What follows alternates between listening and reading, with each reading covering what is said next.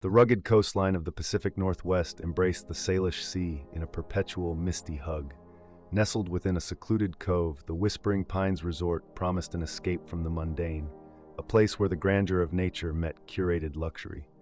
For Steve and Kim, arriving in their polished black SUV, it was meant to be a fresh start, a desperate gamble to mend what had fractured beyond recognition. Cottage 506 stood apart, a masterpiece of modern rustic architecture with floor-to-ceiling windows overlooking the churning expanse of the ocean. Its rough-hewn timber beams and stone fireplace exuded a warmth that starkly contrasted the frost growing between Steve and Kim. Steve, always the optimist, though lately a weary one, carried their bags with a forced cheerfulness. "See, Kim? Just like our first trip to Big Sur, but fancier, more private." Kim offered a tight smile, her gaze sweeping over the plush interiors, the artisanal coffee maker, the framed abstract art. "It's nice, Steve." Her tone was flat, devoid of the sparkle that used to light her eyes. Steve caught the almost imperceptible tremor in her hand as she set her designer overnight bag on the polished hardwood floor. Just tired, he told himself, trying to shake off the familiar chill that seemed to emanate from her whenever he mentioned their past. He had poured his soul and a significant chunk of his savings into this trip. For weeks, under the guise of late nights at the office, Steve had been orchestrating a grand gesture. He'd meticulously compiled a list of Kim's favorite things, her secret passions, the forgotten milestones of their early romance. He'd called her sister, her closest friends, even her old college roommate, a small network of conspirators, none of whom suspected the true depth of his desperation. He had notes crammed in his worn leather journal. Kim loves lavender, remember the trip to Provence. Her favorite song was that indie band, Shattered Glass. He even planned a surprise kayaking trip, despite knowing her mild fear of open water because she'd once said she wanted to conquer it together. Each detail was a fragile thread woven with hope to pull them back from the precipice. Kim, meanwhile, moved through the cottage like a ghost in her own life, her thoughts a tangled, venomous knot. She'd humored Steve's charade, played along with the saccharine pretense of reconciliation. Fool. The word echoed in her mind, a cruel counterpoint to Steve's earnest efforts. She pictured Mark, her Marine, tanned and virile, his arms strong around her. He was young, exciting, everything Steve no longer was. This trip wasn't a reconciliation, it was the final, messy severance. She'd openly, almost casually, discussed her desire to be rid of Steve with her closest confidants. They'd laughed, waved it off as Kim just being dramatic. If only they knew the true depth of her resolve. The forced dinner at the resort's acclaimed seafood restaurant was excruciating. Steve prattled on about their future, their plans for a second honeymoon to Italy, the possibility of starting a family. Kim picked at her pan-seared scallops, her phone vibrating silently in her purse. She'd glance at it, a fleeting, almost imperceptible shift in her expression, a tightening of her jaw, a hardening of her eyes, before pasting on her practiced smile. Steve, catching these glimpses, felt a prickle of dread, a familiar and unwelcome guest. Is she texting someone? Is she even listening to me? He pushed the thoughts away, blaming his own insecurity. This was their chance. He had to believe it. As dusk settled, painting the sky in fiery oranges and purples, they returned to Cottage 506.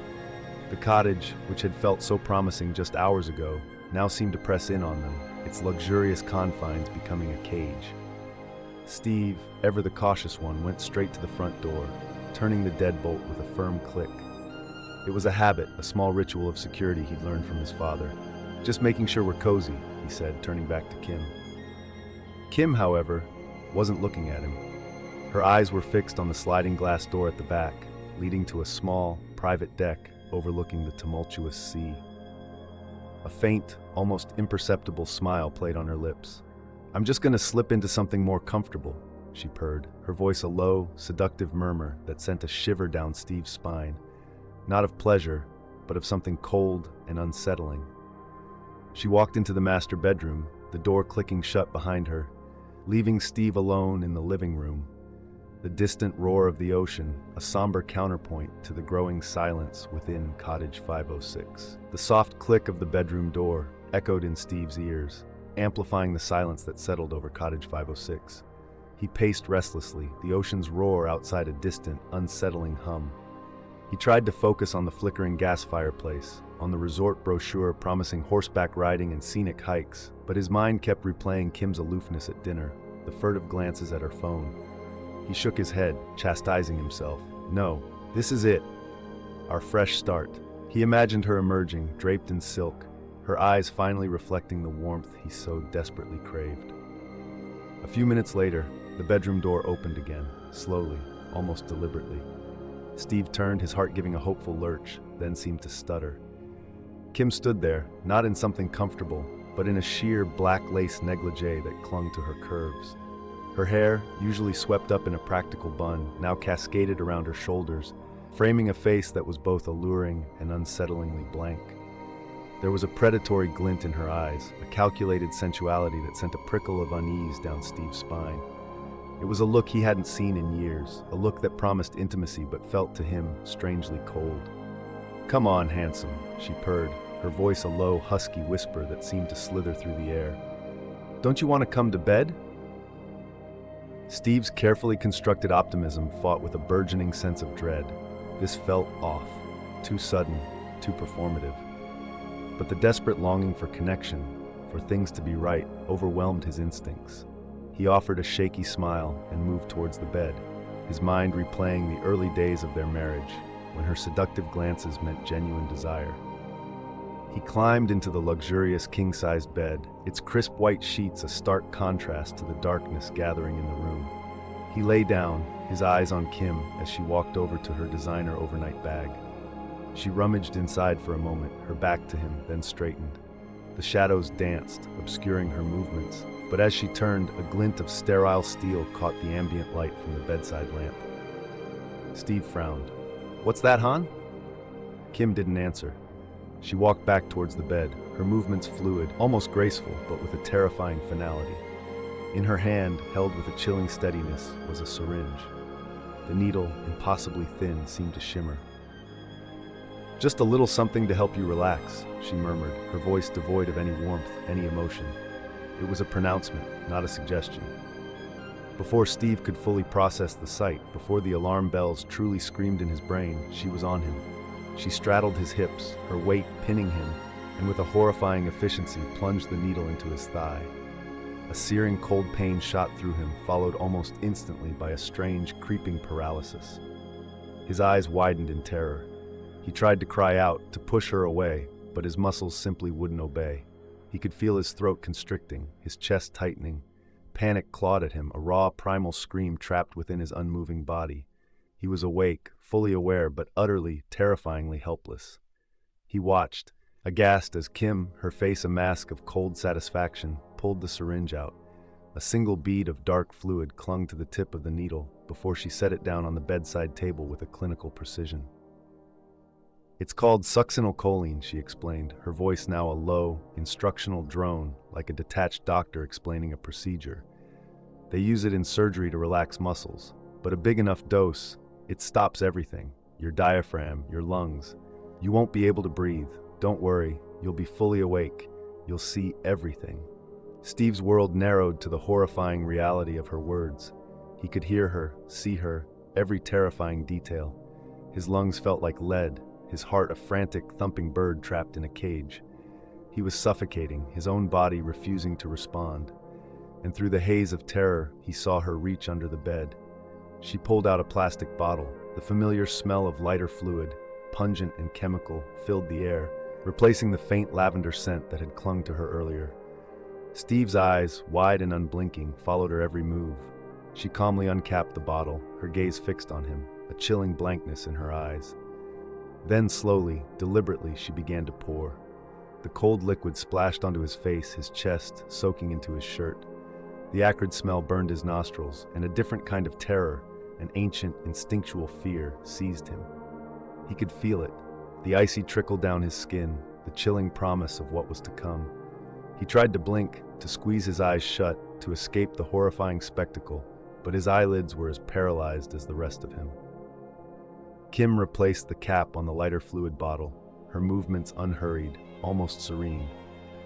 She reached into the pocket of her negligee, pulling out a small box of matches. One by one, she peeled them out, selecting a single match with an almost loving touch. She gazed down at Steve, her expression utterly devoid of remorse, of humanity. It was the face of a stranger, a monster wearing his wife's skin. Her gaze met his, a flicker of something cold and final in her eyes. Then, with a slow, deliberate motion that seemed to stretch time into an unbearable agony, she struck the match. A sudden flare of light illuminated her face, momentarily transforming it into a grotesque mask in the dim room. Steve's last image, seared into his rapidly fading consciousness, was the tiny flame dancing, reflecting in her unfeeling eyes before it descended towards his soaked chest. The world exploded into a searing, unimaginable pain, and then, mercifully, nothing. The crackle and roar of the flames quickly filled Cottage 506. Kim stood over Steve's burning form for a chilling moment, the inferno reflecting in her vacant eyes. There was no remorse, no hesitation, only a cold, calculated satisfaction. The smell of burning flesh and lighter fluid mingled, an acrid perfume of destruction. She watched as the fire took hold, consuming the linen, the mattress, and then, inexorably, Steve's body. It was a macabre spectacle, a final, brutal act of severance. With a calmness that defied the horror unfolding around her, Kim turned and walked towards the sliding glass door at the back of the cottage. She pulled it open just enough to slip through, leaving it ajar by a mere crack. It was a subtle touch, designed to look like a desperate escape, not a cold-blooded exit.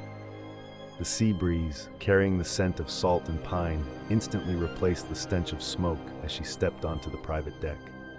She took a deep, steadying breath, no lingering, no second thoughts. Her bare feet hit the cool, damp grass of the resort grounds as she moved swiftly, almost gracefully, through the manicured pathways. The flames were already licking at the cottage windows, painting the night sky with an ominous orange glow, but she didn't look back. Her objective was clear: the resort lobby. There, she would put on the performance of a lifetime. As she approached the grand entrance of the main lodge, the distant screams and the growing siren wail of emergency services began to pierce the night. Kim took another deep breath, forced a sob to her throat, and stumbled through the automatic doors. "Fire! Oh my God, Cottage 506! It's on fire!" she shrieked, her voice cracking with what seemed like genuine terror. Her eyes, wide and glistening, darted frantically around the opulent lobby, seeking attention. "Steve! My husband. I think he's still inside." Her performance was flawless. Tears streamed down her face as she wrung her hands, her shoulders shaking with feigned grief. Resort staff rushed to her, their faces etched with concern. Guests, drawn by the commotion, stared in stunned silence. She was the picture of a distraught wife, her delicate frame trembling, her voice barely a whisper as she recounted a fabricated tale of stepping out for fresh air and returning to see flames engulfing their cottage. Across the lobby, Philip Parker, a man in his late 40s with the lean, muscular build of someone who had seen his share of emergencies, heard her cries. He was on vacation with his cousin, Mark, a burly, good-natured man who owned a small auto shop back home. They'd been enjoying a late-night board game in the lounge when the sudden commotion erupted. "Did you hear that?" Philip murmured, his brow furrowed. "Cottage 506? Fire?" Mark, already on his feet, nodded. Sounded like she said someone was still in there. A jolt went through Philip. Before becoming a successful architect, he'd spent a decade as a volunteer firefighter in his hometown. The instinct to act, to run towards danger when others fled, was ingrained deep within him. "Come on, Mark, we gotta go." Without another word, the two men bolted from the lobby. The air outside was colder, and the faint, acrid smell of smoke was now undeniable. As they ran, the orange glow intensified, painting the trees in eerie, dancing shadows. Philip's heart hammered against his ribs, a familiar adrenaline surge coursing through him. He pictured the layout of the resort, the winding paths to Cottage 506. It was isolated, tucked away for privacy, a detail that now felt sinister. As they rounded the final bend, the full horror of the scene slammed into them. Cottage 506 was a blazing inferno. Black, oily smoke, thick and suffocating, poured from every window, twisting into grotesque shapes against the moonless sky. Flames roared, devouring the timber, shattering the glass with sharp, explosive pops. "Oh my God," Mark gasped, skidding to a halt. "It's fully involved." Philip didn't hesitate. He ran straight for the front door, the heat already searing his face. He grabbed the handle, twisting and pulling with all his might. It was locked, solidly. He pounded on the door, screaming, "Is anyone in there? Hello?" His voice was swallowed by the hungry roar of the fire. There was no answer, only the terrifying crackle and hiss of the flames. "It's no use," Mark yelled, pulling him back. "We need a fire extinguisher or the resort's emergency team. I'll go get one." Mark sprinted back towards the main lodge, leaving Philip alone, staring at the blazing cottage. The desperation was a suffocating weight. He couldn't just stand there. He remembered the layout, the sliding glass door at the back. It was a long shot, but a chance. He circled around the burning structure, the grass still damp beneath his shoes, the air growing hotter with each step. The back of the cottage was less engulfed, though smoke still billowed from every crevice. He found the sliding glass door, a dark, rectangular shape against the glowing orange backdrop. He tried the handle on the right side. Locked. His heart sank. But then, as he peered through the smoky haze, he noticed something. The door wasn't fully closed.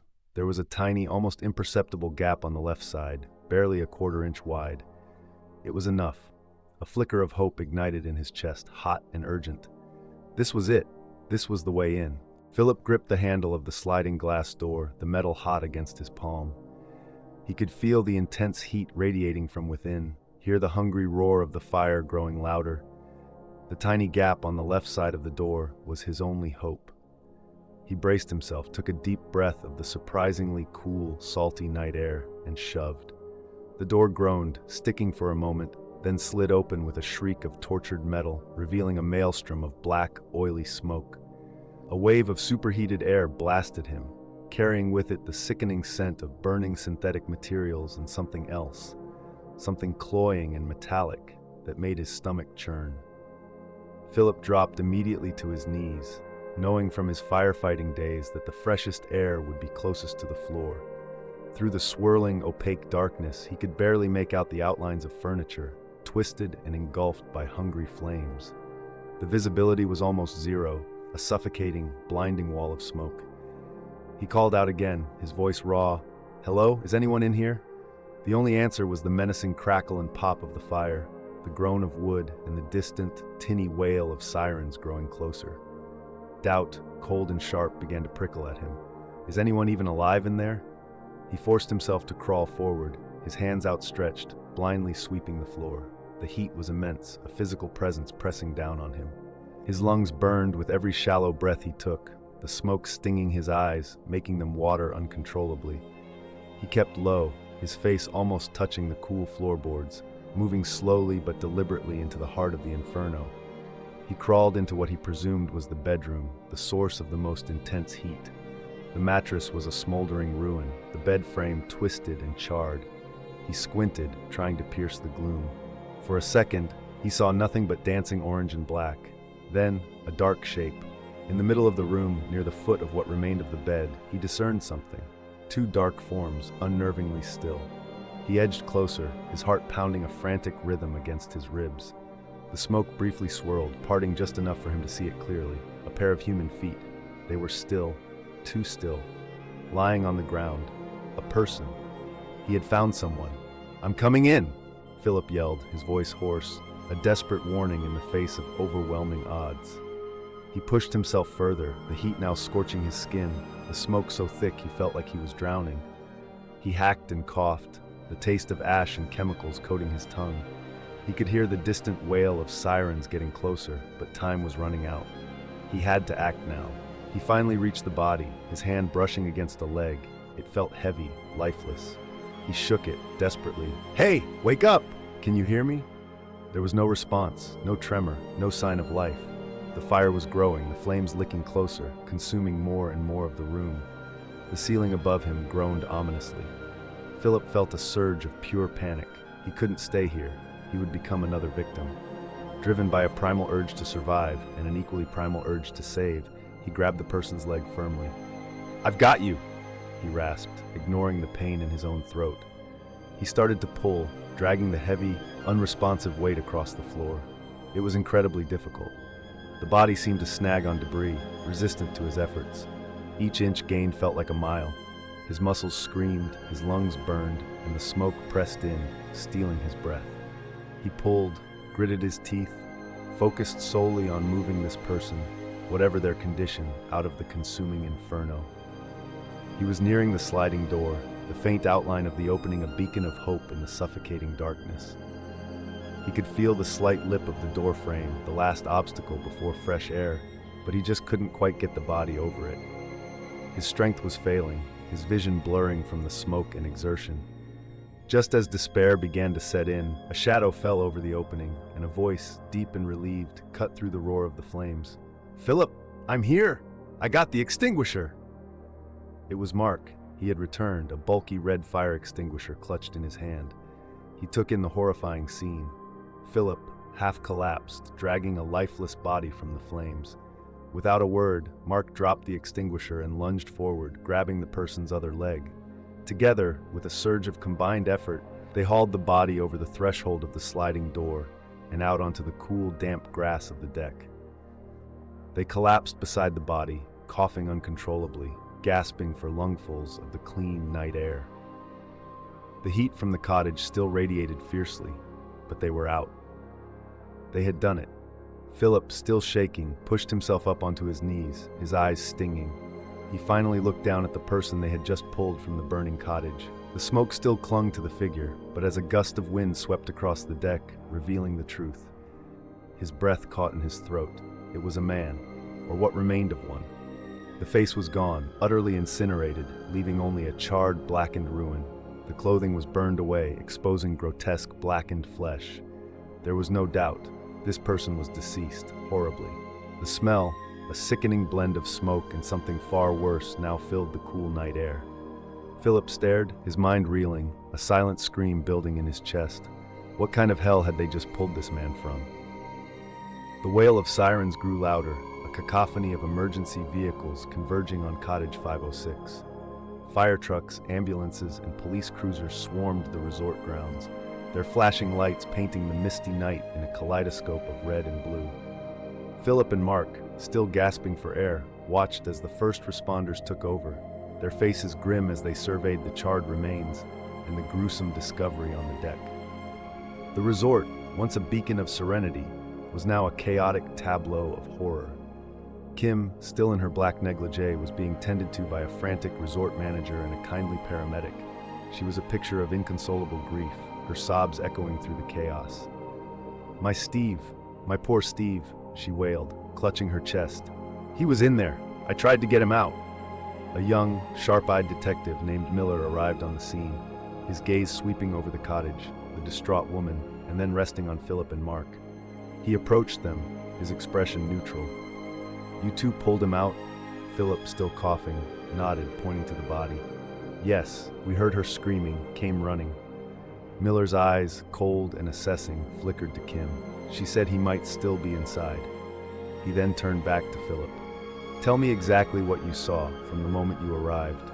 Philip recounted the horrifying details: the locked front door, the slightly ajar back door, the suffocating smoke, the discovery of the feet, the grueling pull.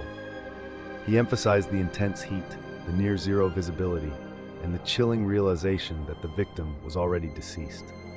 He deliberately left out the unsettling feeling he'd had about Kim, not wanting to seem judgmental or accusatory in the initial moments of raw trauma. As the fire investigation team began their meticulous work, a chilling discrepancy emerged. The patterns of charring, the way the fire had taken hold, suggested an accelerant, and the sliding door, while slightly open, had clearly not been forced. It looked, to the seasoned fire marshal, less like a desperate escape route and more like a carefully orchestrated exit. News of the tragic fire spread like wildfire through the resort and then beyond, carried by local news outlets. Cottage 506 became a morbid landmark, its ashes a testament to a love story gone tragically wrong. But for those who knew Kim, a different narrative began to simmer beneath the surface. "Did you hear about Steve?" A friend of Kim's, Sarah, asked another, Lisa, over coffee a few days later. "So awful." "Yeah," Lisa replied, stirring her sugar. "But remember what Kim used to say about Steve?" Sarah's eyes widened. "Oh my God, you don't mean all those jokes about wanting to be free from him? And that one time she said she wished he'd just disappear?" More than just disappear, Lisa corrected, her voice dropping to a whisper. I remember her explicitly saying she'd light him up like a Christmas tree if she ever really got fed up. We just thought she was blowing off steam. You know Kim. Similar conversations were unfolding across Kim's social circle. People who had once dismissed her dark humor as theatrical flair now recalled chillingly specific remarks about her desire to murder Steve. They'd laughed them off, brushed them aside as mere venting from a frustrated wife. But with Steve's death and Kim's survival, those casual remarks took on a terrifying new meaning. A trickle of calls began to reach the local police department, each recounting a chilling detail about Kim's past statements. Detective Miller, already suspicious of Kim's overly dramatic performance and the inconsistencies at the crime scene, found these anonymous tips intriguing. He secured a warrant for Kim's phone records and digital footprint. What he uncovered was damning. Kim had been having a passionate, months-long affair with a younger man, a Marine named Alex Miller, no relation, stationed several states away. Their messages were explicit, filled with plans for a future without Steve. More disturbingly, her search history contained a disturbing constellation of queries: undetectable poisons, how to fake a house fire, succinylcholine side effects, and fast-acting muscle relaxants. The pieces of the puzzle began to click into place, forming a horrific picture. Miller also interviewed a former colleague of Kim's from the surgical tech program she had attended a few years prior. The colleague, a nervous woman named Bethany, remembered Kim's almost obsessive interest in succinylcholine during a pharmacology lecture. She asked so many questions about it, Bethany recalled, fidgeting with her hands, about how quickly it worked, if it left any traces. I thought she was just being thorough, for the exams. The cumulative weight of the evidence was overwhelming. Kim was brought in for questioning, her carefully constructed facade finally beginning to crack under the relentless pressure of Miller's calm, unwavering gaze. He laid out the phone records, the search history, the eyewitness accounts of her jokes. He described the crime scene, detailing how an accidental fire simply wouldn't have left Steve's body in such a state, or the door ajar in such a calculated way. Kim's initial denials were vehement, then they softened into shaky deflections. Finally, the dam broke, not with tears of remorse, but with a cold, almost clinical confession. She recounted the seduction, the syringe, the paralyzing terror in Steve's eyes, the dousing with lighter fluid, the striking of the match. Her voice was flat, devoid of emotion, as if she were reading from a script. The motive? Simple. She was done with Steve. She wanted to be free, and he was in the way. He was planning a future she wanted no part of, and he was too stubbornly optimistic to let her go. This trip, his grand gesture of reconciliation, was merely the perfect opportunity to end it. Kim was convicted of first-degree murder and sentenced to life in prison without parole. The story made national headlines, a chilling cautionary tale of love twisted into lethal obsession. The Whispering Pines Resort eventually rebuilt Cottage 506, giving it a new number and a fresh coat of paint. But the dark whispers of what truly happened there lingered, carried on the very winds that swept in from the Salish Sea. And Steve?